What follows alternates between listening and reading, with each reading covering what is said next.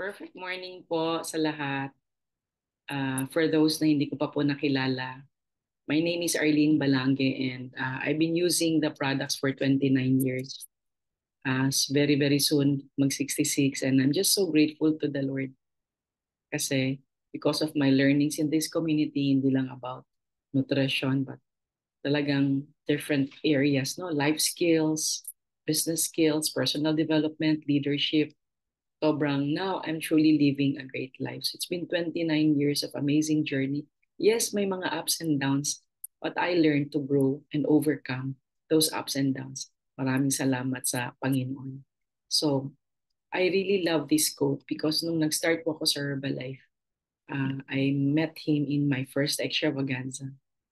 And sino ba naman ang ayaw ng merong great life na abundant in all areas of your life. You feel whole, you have joy, you have peace every single day, even if pagising may mga concerns, right? So that's why I decided to do Herbalife because at that time, I have very comfortable life. Yung asawa ko, my late husband was the former chairman and managing partner of SGV. So financially, yung sa opportunity, I didn't really need to do Herbalife. But I really prayed. And ang sabi ng Panginoon, hindi mo nga kailangan, marami nangangailangan. That's why I decided to do this as a mission. Background ko, I'm a CPA. I finished my master's sa AIM and I was teaching accounting sa LASALLE when I met Herbalife. And also I had experience in doing audit work in SGV mismo. But see, you can really never imagine how your life will turn out. Basta sundin nyo lang ang Panginoon, for sure, it's going to be a great life because that is God's great plan. So kung may great plan siya at hindi ka aware, paano mo ma-experience yung great life that awaits you? Okay? So, ay. So I'm a mom of four. Ages, yung when I was 39 and 41 years old, humabol pa po. I have, I gave birth. So this was a time na umiinom na talaga kami ng product for several years and was the best pregnancy I ever had. And this quote I also love, no? I've grown with the wisdom of Marcus and Jim Rohn. And if you're new in Herbalife, I want to encourage you, punta lang kayo sa website nyo, personal account nyo. And there's so many teachings po sa video library. And that's really what I've done all these years. Really learned a lot of wisdom from these two people. So what you become is more valuable than what you get. Yan. Because talagang when you reach out and help people, especially when you're in Herbalife, you will be financially blessed. And but when you're helping more people, you're stretching, you're developing yourself, and of course you'll be financially rewarded. So sabi nga niya, there is more value in you becoming more than just the financial rewards, no? That you will really receive from this company. And I love this business because anytime, anywhere I am, sa my internet, wow, you can really do Herbalife, no? And see wonderful places. Alam nyo, kahit naman before Herbalife, we've seen many, many places. Pero iba din to kasi galing sa Herbalife kung mga blessings na to. Okay, so enjoy talaga. And I also have a lot of charity work. So every month I support the church, yung orphans sa SOS Children's Village, which is actually Herbalife Nutrition Foundation arm, yung Casa Herbalife ng is SOS Children's Village. And then sa lower right is a mission school for AITAS in Guimaras, Iloilo. And I went on to support some other kids for scholarships din po. So there are 7 pillars of good health. So nutrition, yan mga natutunan natin, matutunan dito sa community rather. Okay. So food and the importance of supplementation. Number 2, physical activities. Number 3, water. Very, very important po. Number 5, rest. Okay, so lahat tayo pagising may mga concern sa buhay. But I really learned na when I started to know the Lord and I connected with Him po. Sobrang na-blessed po ako because I don't have to worry about those things. Lahat sinusurrender ko sa Kanya para maayos ang tulog araw-araw. Okay, and then emotional and mental health, no, spiritual growth, also very very important. They all influence, affect really your health. Okay, so, yeah. Then your community. So sabi nga, you are the average of the 5 people you are with every single day. So up to this time, if you have people that you deal with or connect with every day, yan din ikaw. Kasi sabi nga nila, birds of the same feather flock together. Okay, so you just have to be mindful. Is this group of friends I'm in, are they taking me to my best version? Okay. Number 7 po, mental activity. Okay, so kaya sarap ng Herbalife kasi andun yung opportunity to just continue to really grow. Okay. Yeah. So let me just adjust my cord.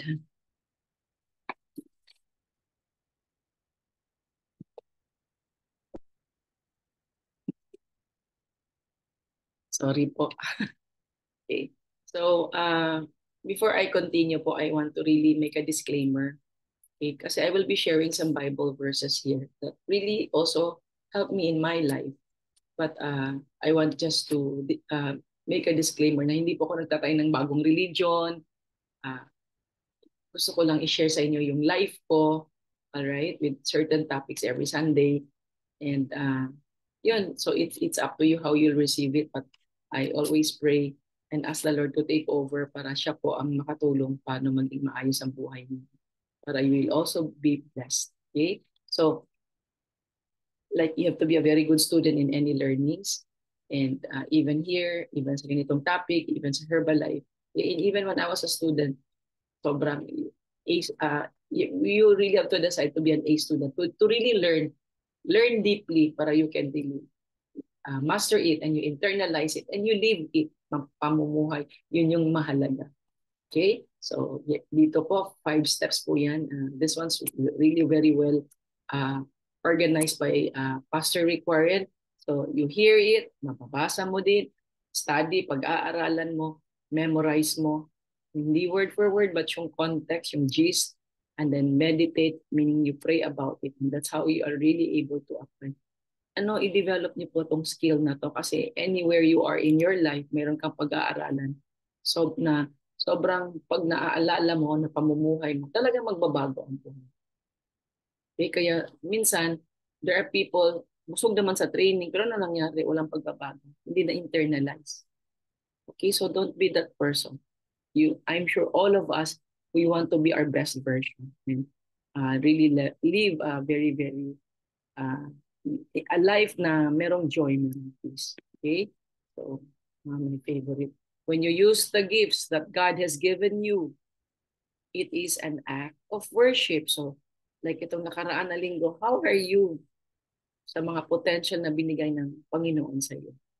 Okay? And this one really talks about you getting out of your comfort zone para you stretch, you try other things that you've never done before kasi doon ka talaga matuto, ma-develop, no? Without you realizing it's leading you towards God's plan for your life. Okay. Tapos po, John 15 verses 8, when you produce much fruit, you are my true disciples. So this brings great glory to my Father. So ayaw po ni Lord na maghihirap tayo. Gusto niya lahat ng mga endeavors or mga gagawin natin, mga trabaho natin, negosyo natin. We are very fruitful. Yan po desire niya. Kasi that also makes him happy. It really is an act of worship because you are glorifying him. Okay, so ito po yung series that we've been through this last few Sundays. So tapos na po yung mga nasa ibabaw, okay? Choosing my standards, accepting responsibilities, developing trust, and then developing self-control, the balanced life, and showing respect. So today po, we will take up offering forgiveness. So yung susunod po would be, next week would be maintaining moral purity and showing fairness. Lahat po yan, napaka-important, no? Sa buhay natin. To really live a very significant life.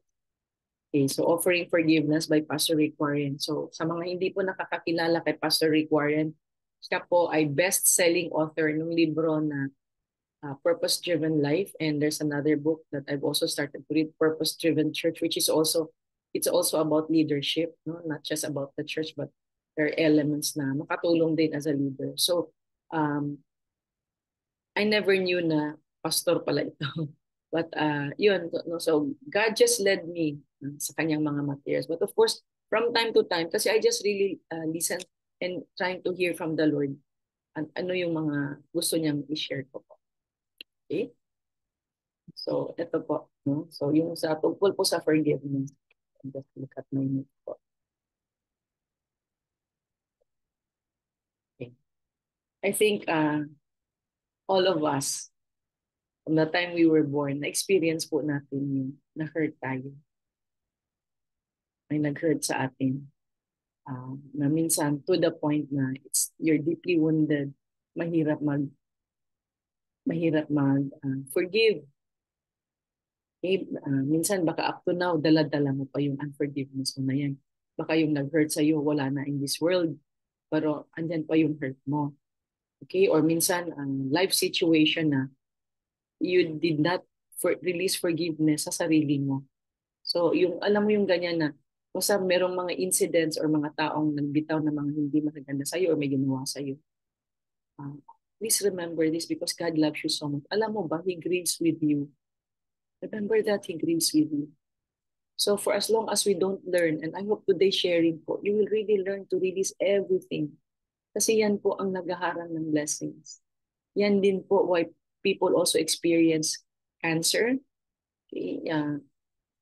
Parang poison sa buhay mo. And pag hindi ka nagfo-forgive, araw-araw, minsan pabalik-balik yan sa'yo. So how often do you forgive? Pag bumabalik, just do your forgiveness. And there's a Bible verse na tinatanong ni Paul, ilan beses ako mag-forgive? 7 times, sabi ng Panginoon. 70 times 7, meaning infinite. When there is a need, just really release forgiveness. Okay? So, minsan naman tayo yung nakasakit. Diba? O hindi tayo aware kaya. What I actually do every day, before I go to sleep, I ask the Lord to forgive me for anything I've done. And saka yung mga iba pa na, baka hindi ako aware, hindi naman pala gusto ng Panginoon yun. O baka may taong saktan, etc. I really ask forgiveness. Kasi gusto ko po matulog na maayos. Okay, na walang dala-dala. And, from time to time talaga, pabalik-balik yung mga ilalagay ng enemy paulit-ulit. But you know what? If you have the Lord in you, sobrang makakatulong siya. Siya lang po makakatulong. Siya lang ang merong power na makatulong sa atin na talagang total forgiveness. Kaya wag pong magtira. Okay, and I guess today is a day for you to reflect, like maybe after this, really make time. Pray ka kay Lord. Punta ka sa secret place mo. Punta ka sa place na wala kang kakausapin. Sulat niyo po sa notebook niyo if you have to. I-release lahat kung sino yung mga tao or in a loose paper po, no, na sulat mo, maliit ka pa, etc. May sinabi sa'yo, etc. etc. Okay, so ano mga nagawa na grabe. Tapos sasabihin mo, Mother, hindi mo naman naintindihan, grabe yung ginawa. Alam niyo, I don't need to understand it because the Lord who created you understands it, grieves with you when you got hurt. So talagang siya ang iaalay mo talaga yung forgiveness na yun. Kasi mamaya may mga factor na tumatakbo na yung utak ko. Okay, so there are 3 reasons po why we should forgive. Okay, number 1 po, because God has forgiven me. And sa Bible po yan, Ephesians 4 verses 32. Be kind and compassionate to one another, forgiving each other, just as in Christ God forgave you. Okay, so be kind and compassionate to one another, forgiving each other just as in Christ God forgave you. Okay? So, alam ko, perhaps may ginawa ang spouse mo, husband man yan or wife man, na like, ang very common talaga sa marriage is yung third party. Diba? So, hindi ko po, hindi ako kung wala ng mga detalye, i-surrender niyo po sa Panginoon. Kung gusto niyo po mamuhay ng blessings and may miracles po. Kasi alam ni Lord yan. And di ba siya, pinorgive niya tayo. So kung sabi niya diyan sa Bible, kung hindi tayo mag-forgive, hindi din niya tayo i-forgive. And as we go on our day-to-day life, we always uh, commit sins, diba? Or hurt people or something like that. But you know, pabawas ng pabawas yan when you really develop a relationship with her, with him. Because that is what I personally experienced now. Okay? And then, so gusto ko isulat niya, wala po dyan. Hurting people, hurt people. Ulitin ko ha. Hurting people, hurt people. Ayan. Ayan. It's not going to be easy, but make that your priority. Today pa lang, gawin nyo na po para hindi po magiging hadlang sa blessings po. Okay. Also, we have to remind ourselves na nung matay si Lord sa cross, He died for us. Pa yung hagupit, yung talagang persecution na ginawa sa Kanya, mockery sa Kanya. Lahat yun, ginawa niya para to pave the way for a good life for us na mawala din ng mga sins that we have committed. So if God has forgiven us, we have no reason why we cannot forgive. Kahit ano pa kagrabe yung ginawa ng tao sa iyo, sinabi, etc. And maybe some of you, you're raped, you were abused physically, mentally. Okay? That's between you and the Lord. And I'm not here to judge. Basta ako, gusto kong sumunod. Kasi gusto ko maging blessed ang buhay ko. It's not going to be easy and it's going to be a process. If that person truly, truly, deeply, deeply wounded you, perhaps you need to pray to that person and bless that person until na magiging lifestyle niyo po na may nagawa siya. Imbis na may akong ibibitaw na hindi magana. Pag-pray mo na, Lord, I forgive this person. Ganyan. Lord, bless niyo po siya. Ganyan po. Mahirap. But you can develop that lifestyle. And I've started to develop that sa buhay ko. And that's why I always walk in blessings and miracles. Okay? Huwag natin pong kargahin. Kaya po minsan, yung mga napapanood sa telenovela, etc. Kasi puros drama. Kaya mag-ingat na po tayo. Kasi yung spirit, yung importation ng spirit with all these movies po, na hindi naman nakakatulong sa iyo mag-develop ng character of life of blessings, huwag niyo na pong panoorin. Okay? Yan ang ko po. Advice ko sa inyo, even sa social media. Okay? Ito din po. Second reason why we should forgive, because unforgiveness does not work. Bakit? Unforgiveness leads to resentment. So, para kang uminom ng poison sa katawan mo. So, pati health mo affected. Your whole being is really affected. Okay? I think nararanasan natin. Tapos, Job 5 verses 2. To worry yourself to death with resentment would be a foolish, senseless thing to do. So we are reminded by this verse po. Okay? So again, maybe ngayon habang nagsasalita ako, may pinapaalala si Lord sa inyo. So that hindi nyo pa naayos na mga walang closure ba? Sa relationship sa tao, etc. Okay? Sa trabaho, sa asawa, sa mga anak. So, huwag kang mag-create ng cross na para yung i-carry mo na because meron kang very unforgiving attitude. Okay? Tawag sa Bible, you're being foolish, you're being senseless if you do. Kasi mahirap talaga mag-forgive. But again, huwag mo na i-judge yung tao, bala na si Lord. Okay? Like I said, hindi yan madali. But you will develop to be your lifestyle. So, Job 18 verses 4. you are only hurting yourself when you're with your anger. Kasi magbi-build up yung anger mo, babaon talaga yun.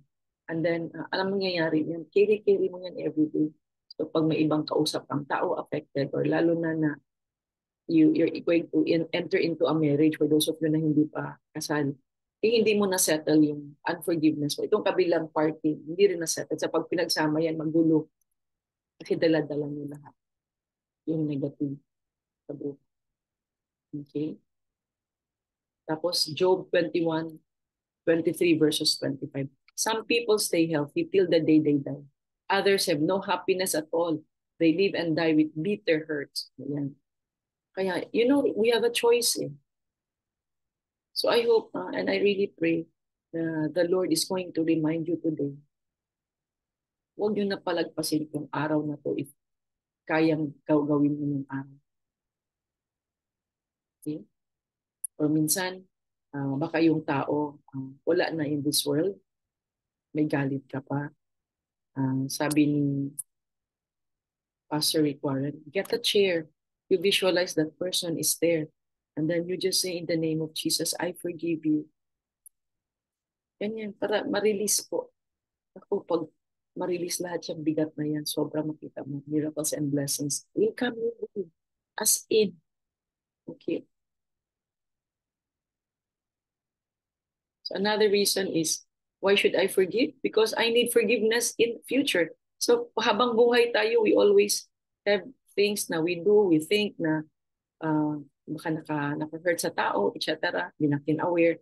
So ayun, no? So Matthew 6 verses 15. For if you forgive other people when they sin against you, your heavenly Father will also forgive you. If you do not forgive, nagmamatigas ka. Okay? If you do not forgive others their sins, your Father will not forgive your sins. Okay? Very, na-command, no? May condition. Matthew 6 verses 15. Ulitin natin. For if you forgive other people when they sin against you, your heavenly Father will also forgive you. But if you do not forgive others their sins, your Father will not forgive your sins. Okay? So, sana po, nasa puso niyo po yan. Ha? And also po, pag hindi ka willing to forgive, no? Kasi you will only receive what you are willing to give. So yung act na you will give forgiveness, you will also receive forgiveness from other people, and lalo na sa Panginoon, kasi yun yung mas mahalaga. Okay? So sabi nga dito na when you are always very, very forgiving, siniset mo yung buhay mo, yung stage ng buhay mo to where blessings will always flow in your life. Because ano po like I said, for as long as we are alive, there's many, many situations na baka tayo yung nakapagbitaw ng salita, or yung tao yung na-hurt, na siya yung nag-hurt sa atin, ganyan. But napansin ko po, when you are very strong with your relationship with the Lord, siya yung number one. Kasi like for me, Lord, you're more than enough for me. Like ko sinasabi sa akin. Talagang naiiyak ako when I say that. Lord, you're more than enough for me. So, hindi ka na ngayon mahirapan mag-forgive. Kasi yung power of an act of forgiveness to the person, galing sa Panginoon, galing sa presence ng Holy Spirit sa buhay. Kasi ako personally nararanasan ko yung mga ganyan. And magluwang sa puso ko na i-forgive. Number 2, i-bless. Yung nanakit, if i-bless ko pa yan. Why? What I give out blessing and forgiveness, right? Ano marireceive ko? Also forgiveness and blessings. Kaya mamili kayo. Okay po? Kahit po gaano ka grabe. Like I said, I don't need to know all the details of your drama. Tawag ko dyan drama. Bakit drama? Kasi alam ko naman, hindi ka naman basta masaktan kung hindi grabe yung ginawa ng tao, sinabi ng tao. Alam ko yun. But you know what is important? Hindi yung kailangan ko malaman. Mas importante, na alam mo, na alam ni Lord what you're going through. So, you deal it with Him, not with me. Kasi na ano ko po yan, naranasan ko ever since I consciously, intentionally started to grow spiritually. This is not changing religion, ha? My relationship with the Lord. Like always making time for Him.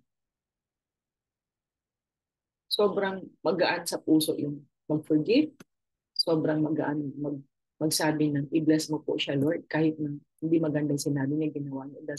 It does not matter for me because at the end, I am the one accountable for my life. Yung taong na nag-hurt sa akin, hindi siya accountable sa akin. Accountable din siya sa buhay niya. Okay? Accountable siya sa buhay niya. I am accountable for mine. So it's very important how I receive what these other persons do. Marami po akong mga ganyang karanasan kahit nung bago po ako sa Herbalife. Pero ayoko na pong magbigay ng mga detalye and people who really hurt me in my journey. Kasi nakita ko po yung blessings ng Panginoon sa Herbalife ko, sa journey ko. I don't need to mention names and anything. Magkasala pa ako dyan. But I'm telling you, sobrang grabe na gusto ko na din mag-quit. Kasi hindi ko rin naman kailangan ng pera for them hurting me. But bumabalik ako sa white ko. Ba't pa ako mag-Herbalife? Hindi naman ako nag-Herbalife para sa kanila. Kaya naging parang yun yung mga favorite mo, parang motto, kumbaga, na I'm not doing Herbalife to please anybody and God never sleeps. And totoo. Kaya sobrang kita ko yung journey ko of blessings, miracles, na nandito ako sa Herbalife. Eh, hindi na po ako affected ng mga kung ano-ano dyan sa ibang tao. Kasi I'm doing this for the Lord. And I always tell the Lord, Lord, negosyo mo to, umangan mo ako. Ang sasabihin ko sa tao, siya. So I always just talk to Him. Sabi ko nga, He's my everything. Okay. Now, when we learn po to forgive, okay, please remember this. Ito pala nasa slide. Okay. So forgiving is not minimizing the seriousness of the offense. Hindi mo po yun na parang binabaliwala. No. Ginagawa mo yun kasi para sa buhay mo, para may freedom ka. Ina-acknowledge po ni Lord yan yung intensity, seriousness ng ginawa sa iyo. Alam niya po yan. That one you have to remember. I don't need to know. Other people around you do not need to know. Okay? And then, forgiving is also not instant restoration of trust. Kasi lalo na po, if the husband or the wife has a third party, hindi po yan na agad balik ang trust. Hindi po. Alam ko naman yan na hurt ka na and there's distrust already because nag-third party. For example lang. Kasi alam ko common naman yung mga ganyan. So, when you forgive, it doesn't mean tinotolerate mo. Hindi po. Ginagawa mo because yun ang gusto ni Lord. Because when you learn to forgive, ng mahirap na forgiveness, you are telling the Lord, Lord, ikaw po bahala. I will release forgiveness. Siya po talaga mag-aayos. Okay? So that one we have to remember. Number 3 po, forgiving is not resuming the relationship without any changes. Okay? So, dapat doon sa dalawang tao, merong pagbabago. Okay? They'll come into an agreement. But again, ano yan as you heal together, there's always forgiveness, laging offering forgiveness every step of the way for both of you. Okay? So, that's trusting the Lord. I'm sure mahirap yan. Mahirap din yan sa akin. Bago pa ako sa Herbalife. Pero buti na lang talaga hindi ako nag-quit dahil sa kanila. Hindi naman talaga ako nag-Herbalife para sa kanila. Inaalala ko lang yung why ko. Okay? So how should I forgive? Number 1, we have to keep this. Ganun po yung kanina, forgiveness. So develop a lifestyle of forgiveness. So that nyo, lifestyle of forgiveness. Lifestyle of joy, peace, para meron ka. Kaya lifestyle of forgiveness. So lahat ng mga magandang character na gusto ni Lord sa atin, na natutunan natin every Sunday, gawin natin yung lifestyle. Kasi I can promise you, sobrang grabe siya magbuhos ng blessings and miracles. Supernatural pa siya. Mag-a-arrange lahat para matugunan yung desire mo sa puso. Kasi ino-obey mo siya. Okay? So, hindi siya madali eh, ha? Hindi siya madali kung susuluhin mo. Pero pag nandyan siya, partner mo siya lagi. Presence niya, ini-invite mo siya lagi. You will be able to do it. Because the power, the fire of the Holy Spirit will really help you. Okay, so how should I forgive? Recognize that we are all imperfect. Okay, so Ecclesiastes 7:20. Not a single person on earth is always good and never sins. Okay?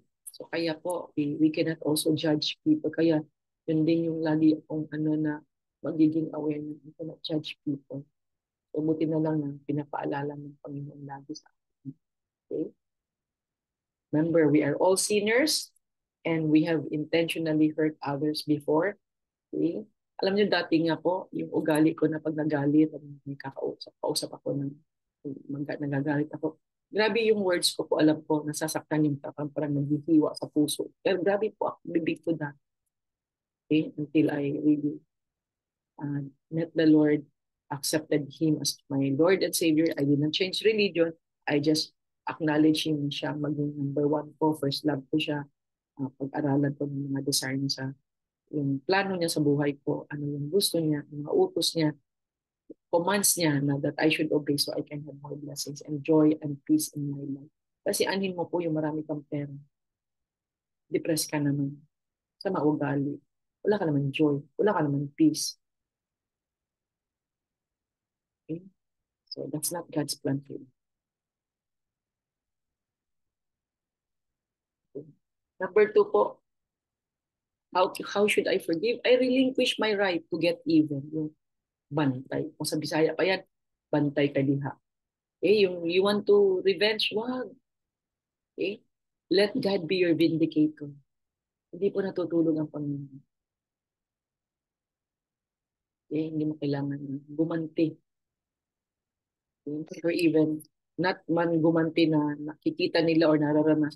Kahit yung sa bibig mo, sa heart mo, sa mind mo, yun yung ganti mo na parang may mga sinasabi kang hindi maganda. Nagbitaw ka ng parang hindi maganda for that person, don't do it. Kasi that is the seed you're planting in your life na negative. Okay? So, ang ano mo lang is, in the name of Jesus, I forgive you. Then, help me, Lord, yan. Hindi yan madali, like I said. But, kasi pag hindi ka mag-forgive, karga-karga mo po yung pain. And there was one lesson that I shared before na the greater the pain, the greater the testimony. Kaya release agad. Hindi nga madali, like I said. But do it para hanggang sa masanay ka ng ganyan. Magiging lifestyle mo siya. Yung sinasabi ko kanina na get out of your comfort zone. Kasi to really forgive is out of your comfort zone. You're going to step into your greatness. You're going to step into God's plan for your life. Okay po. I really love this topic kasi it's very, very relevant for all of us. Okay? So, yun na. In the name of Jesus, I forgive you. Lord, bless mo po siya, Lord. Kahit na masakit magsalita ng God, gawin mo for the Lord. Okay? Kasi grabe ang blessing that will await you. Okay? Tapos, isa pa po. Saka yung pag tayo din po when we make mistakes, no? Accountable tayo sa Panginoon, right? So, yun. You have to really remember that. And then Romans 12:19. Romans 12:19. Never avenge yourselves. Leave that to God, for He has said that He will repay those who deserve it. Ulitin ko, Romans 12:19. Never avenge yourselves. Leave that to God, for He has said that He will repay those who deserve it. Ako ay testimony to this one. Dahil hindi natutulog ang Panginoon. Hindi mo siya nakikita, pero alam na alam niya sino yung nag-hurt sa'yo. At pag nag-forgive ka, ginawa mong lifestyle ang forgiveness. Okay? Kasi unang-una, we don't have the right to judge those people. Bakit nila ginawa? Why? Sino ka ba? Wala ka bang kasala? Hindi ka ba nagkasala? Okay? We're all sinners. That's why God so loved the world, He gave His only begotten Son, Jesus, to die for us para mabura lahat yung mga kasalanan na yan. So kasalanan ng ibang tao dahil anak din sila ni Lord, kaya hindi natin pwedeng i-save. I-ano, yung laging tandaan na naipon na dyan, nabaon na dyan hanggang sa nagkakasakit ka na. It's not worth it kasi those are all poison. Okay? Tapos Matthew 18:21 verses 22, Peter asked, Lord, how often should I forgive someone who sins against me? 7 times? Sabi ni Jesus, no, not 7 times, but 70 times 7. Ibig sabihin, infinite. Okay, so ulitin natin ha. Peter asked, Lord, how often should I forgive someone who sins against me? 7 times? No, not 7 times, Jesus replied, but 70 times 7. So in other words, pag may incident, tapos na-hurt ka, i-forgive mo, tapos bumabalik na naman kasi binabalik talaga ng enemy yan ganito, ganyan. So kung hindi ka mag-forgive ulit, hindi mo ulit yung act of forgiveness dun sa same tao na binigyan mo na ng forgiveness, ulitin mo nang ulitin hanggang sa mawala na. Kasi yung spirit of unforgiveness, wala na yan sa'yo. Pero pag isang beses ka lang nag-forgive, tapos pabalik-balik hanggang sa hindi mo na nakita, nabaon na pala. Wag. As often as you need to do it, and lalo na siguro sa husband and wife when trust is betrayed, mahirap yan. Pero ask the Lord to touch the offender's heart, no? Sino yung nag-offend sa iyo? Ask the Lord to save that person, to touch that person. Kasi si Lord lang ang pwedeng magbago doon sa offender, whether it's the husband or the wife na nag-commit ng act of mistrust or may third party or may parang sa mga, alam mo ang mga ano dyan, yung mga text, mga ganyan. Okay? So baka ngayon sa social media, I don't know. It's for me, that's very scary. Okay? Because that is parang ano yan kinasawsaw po yung sarili mo sa mga bagay na will not give you blessings and miracles, but problem and kamalasan. Kaya guys, be careful ha. Okay. May asawa ka na, mag-focus ka sa asawa mo. Okay? How should I forgive? Okay, number 3. I respond to the evil with good. So, syempre, pag may naka-hurt sa atin, gusto nga natin kumantay, wag. Kasi sabi nga ni Lord, mas yung act of good things to that person, gawin. Hindi siya may madali. Pero, magagawa mo because you will ask the Lord intentionally, Lord, tulungan mo ako, samahan mo ako. Anong gagawin ko? Para I can really offer total forgiveness. Okay? Kaya nga yung act of saying na, Lord, I forgive this person. Lord, i-bless mo siya. Oh, so yung ginawa mo, yung ginawa niyang masama, binless mo pa siya. Okay?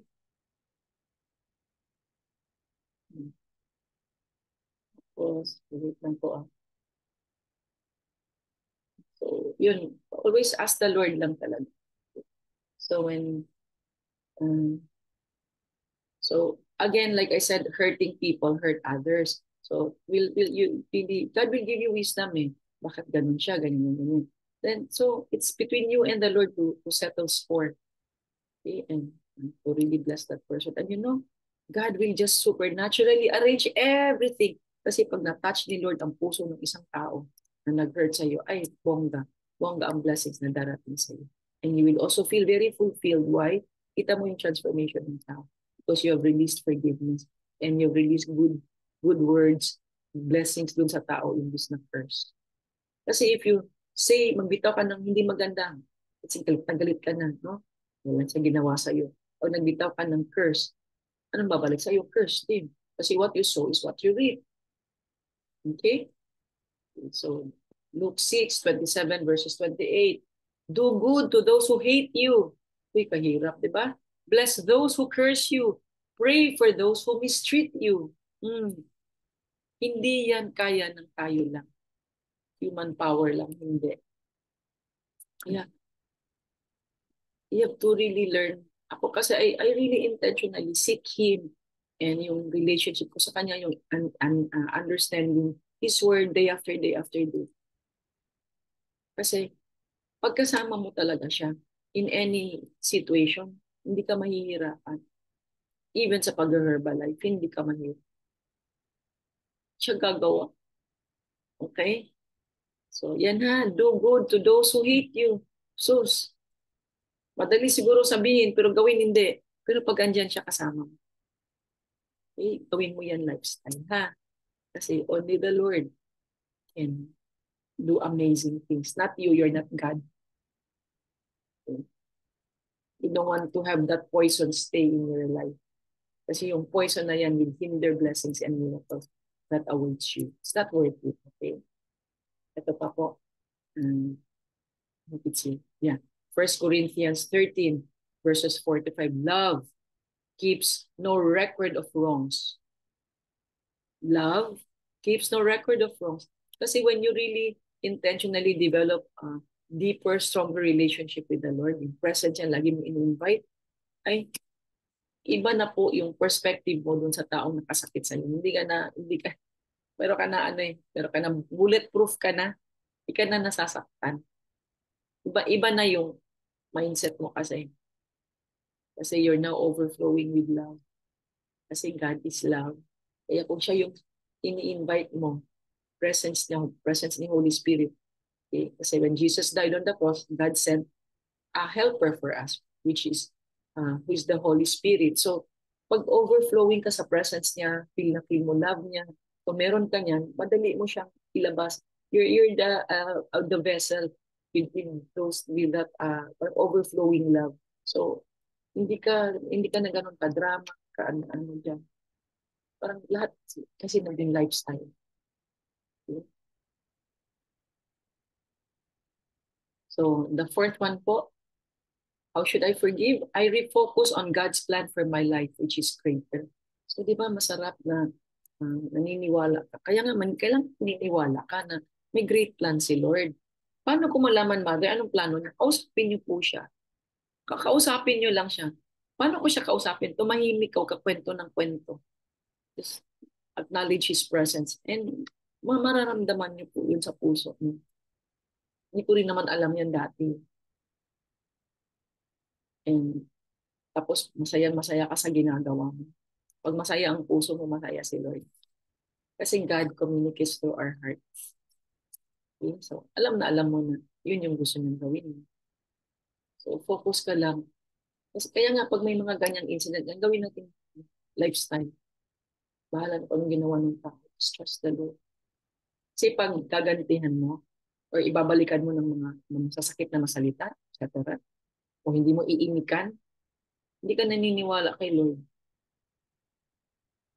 na siya mag-aayos naman.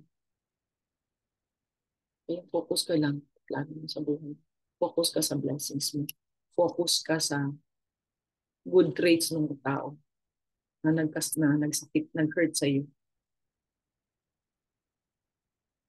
Okay?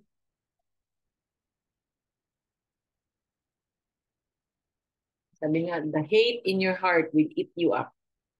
Kaya wag mong antayin na sobrang ka-develop ka ng hate, resentment. Okay? Kasi it's not healthy. So Job 11 verses 13 to 16, put your heart right. Yan, mga commands ni Lord. Reach out to God. Then face the world again, firm and courageous. Then all your troubles will fade from your memory like floods that are past and remembered no more. Okay? Again, put your heart right. Ano nga, talagang si Lord lang. Okay? Reach out to God. Then face the world again, firm and courageous. Like I said, hindi yan instant na healed na agad doon sa hurt. Hindi. It's going to be a process. But you know, the Lord will take you by the hand. Tutulungan ka niya. Kaya nga hindi mo pwedeng suluhin dahil hindi it's not going to work. Okay? He will take you by the hand.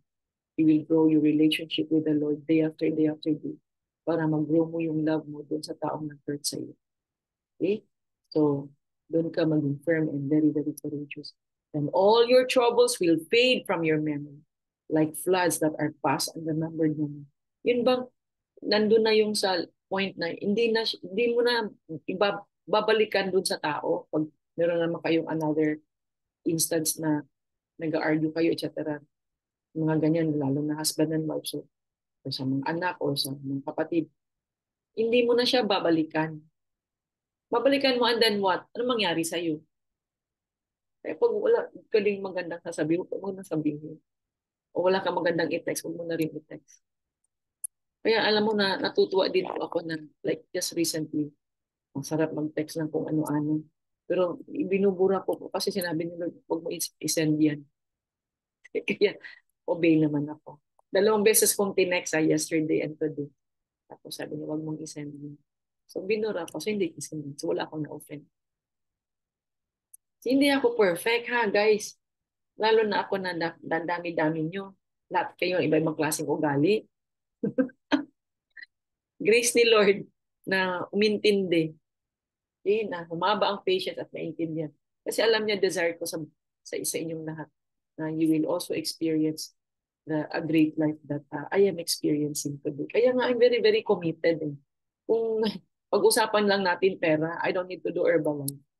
Kaya, sana po, i-internalize yung lahat ng mga sinishare ko sa inyo. Kasi sa kabutihan niyo yan. Kasi you have a choice eh. You can also question or be cynical about what I'm sharing. For me, it doesn't matter kasi I'm just following the Lord. Marami po akong notes, pero kung anong lumalabas sa bibig ko, yun po yung sinasabi ko. Bakit? I always tell him, Holy Spirit, you take over. This is your program. This is not my program. This is yours. Kaya ganun lang. Just do my very best. Okay? So, eto po. I want you to write this down. Jesus can make the rest of your life your best life. Okay? Jesus can make the rest of your life the best of your life. Tama-tama sa Herbalife, live your best life, di ba? But it's really, kasi kahit nag-Herbalife ka, wala kang Jesus, wala kang Panginoon sa pag-Herbalife mo, wala ka rin blessings, wala kang fruitfulness, wala kang joy. Kasi magiging stressed ka eh. I was like that before. Not anymore. Marami akong ginagawa, marami akong tatapusin. Not anymore. Kasi I always remind the Lord, Lord, negosyo mo to. See? Kaya chill ka lang dyan. So Jesus can make the rest of your life, the best of your life. So work on it today. Ask the Lord. And if kailangan mo may tatawagan kang tao, tapusin mo na. Alam mo, I had that exercise before. Kasi noon galit na galit po ako sa sponsor ko. Pero mo for 5 years, hindi ko siya kinakausap. Okay? So, I called him and he was abroad, of course. So, nag-ano lang ako, nag-sorry. Yung para sa kanya, hindi naman siya affected. So, you see, minsan tayo yung nag-iipon ng hurts, pero yung taong nakasakit sa atin, hindi siya affected. Tayo lang. Kasi hindi naman niya kinain yung poison, tayo lang kasi hindi tayo nag-forgive. Okay? So, ayan po ha.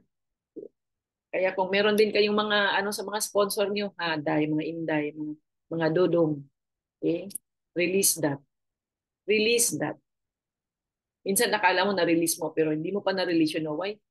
Kinukwento mo pa sa ibang tao. Huwag mo na ikwento. Kasi pag kinukwento mo pa, nabubuhay ulit, fresh ulit. Kaya stop it.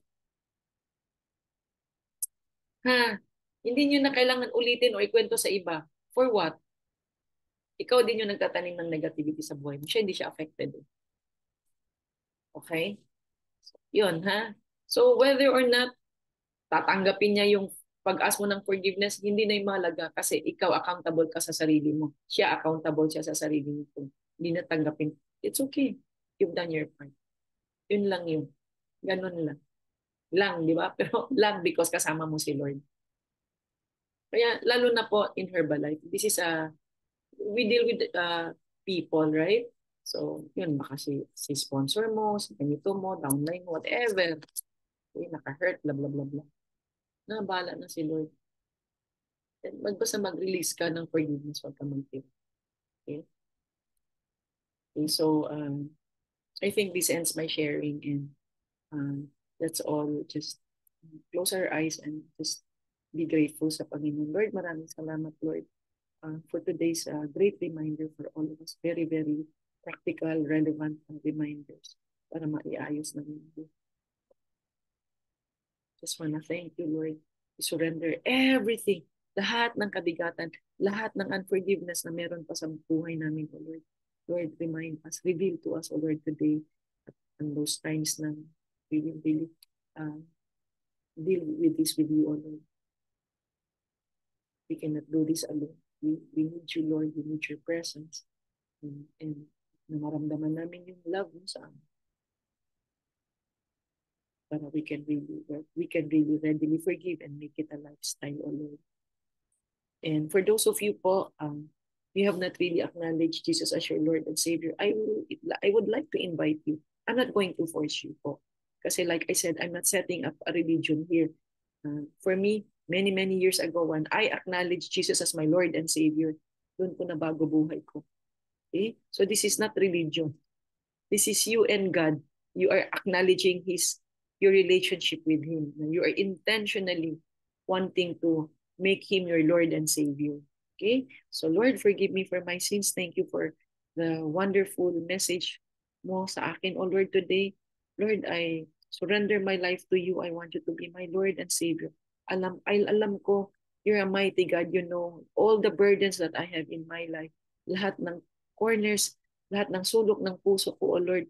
Lord, I ask you, Lord, I ask your help, O Lord, na bunutin mo lahat, O Lord, lahat ng burdens na yan, lahat ng sakit, lahat ng hurts, O Lord, so that I can continue to walk in love, walk in blessings and miracles, lalo na sa plano mo sa buhay ko. And in the name of Jesus, Amen. So guys, ganito po. Like what I always do, kung whoever's the MC today, please get one sharer, not mahaba, short lang po in the interest of time, how God has blessed you. So this is a recording. I will be in Samar over the weekend with Charles and Joe Diala, and yung distributor nila sa Samar ng si Belinda Padit. So the Lord just led me, samahan sila. So obey lang naman ako eh. So guys, enjoy your day ha. And I hope yung learnings today, huwag niyong i-ignore para maging maayos ang buhay niyo. And aayusin ni Lord yan. Kaya iingatan po natin yung ilalabas sa bibig natin. Halimbawa kasi may problema ka ngayon. Do not, huwag kailangan i-declare yung nangyayari. Alam na ni Lord yan. Ang i-declare mo yung katugunan ng blessings mo, ng sagot ng ano mo, ng prayer request mo. You don't have to ask Him. Just have to thank Him. Because He will really, really, really, really supernaturally arrange everything for you if you really believe in Him. Kasi yung level of belief and trust mo sa Kanya, yung level or intensity of your surrender sa lahat ng mga concerns mo sa buhay, yun yung ipapantay niya yung pag-answer niya. Okay? So yun po. So I love you guys.